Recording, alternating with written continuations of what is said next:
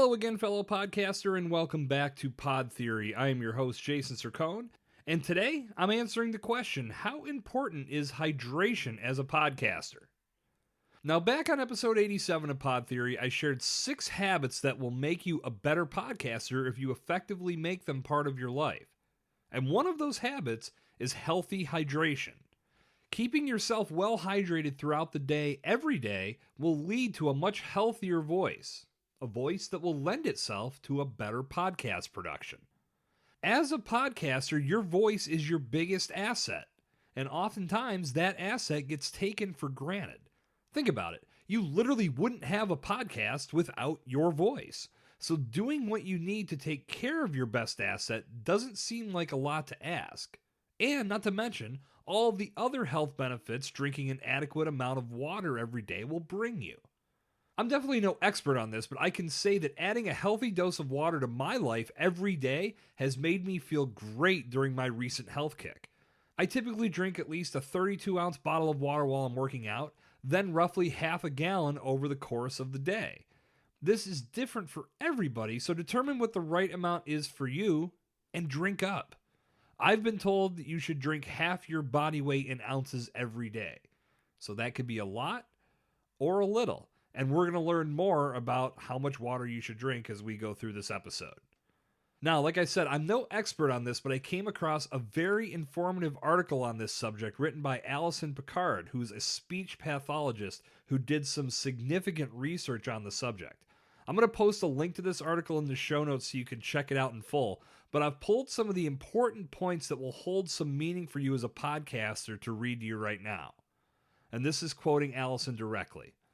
The vocal folds, or vocal cords, are twin layers of mucous membrane that vibrate together to create voice. Don't be fooled by their simple appearance. They are actually composed of 5 different layers of tissue, and their movement is much more complex than tissue flapping together. Healthy voice function relies on the ability of these tissues to change length for pitch variation and to make a good seal for clear quality when they come together. To do that, they need to be moist, pliable, plump, and hydrated. The effect of good hydration on the voice is twofold: physical and neurological. Hydrated vocal cords do not have to work so hard to press together to make sound and require less pressure from the lungs to get the voice started.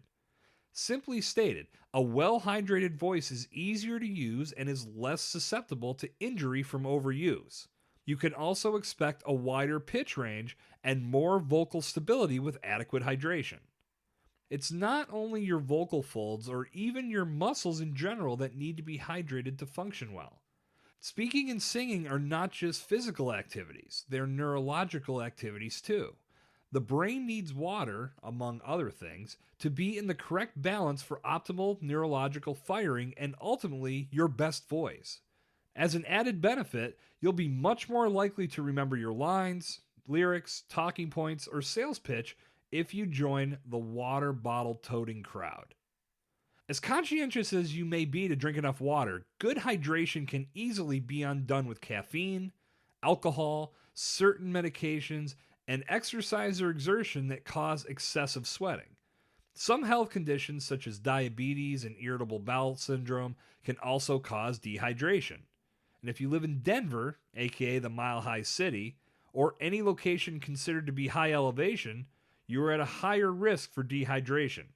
Think about sipping a little extra if these factors apply to you. So how much water do you need? Well, according to Allison, the most widely recommended daily intake of water is 8 to 9 8-ounce glasses. Some experts disagree about the precise hydration requirements for men and women, and some recommend up to 12 glasses daily for men. But one thing on which most experts can agree is that the body's daily water requirement varies from one individual to the next. 8 glasses a day is considered to be a starting point and is influenced by factors such as body size and composition, lifestyle, and general health. So there you have it. Proof that water is good and should be consumed daily for both your health and the well-being of those velvety pipes that make your podcast hum. If you want to check out the full article from Allison Picard, which I highly recommend you do, you'll find a direct link to it in the show notes, as I mentioned before. And if you aren't thirsty after listening to this podcast, you may need to go back and listen to it again. Pour yourself a glass of H2O to the health of your voice.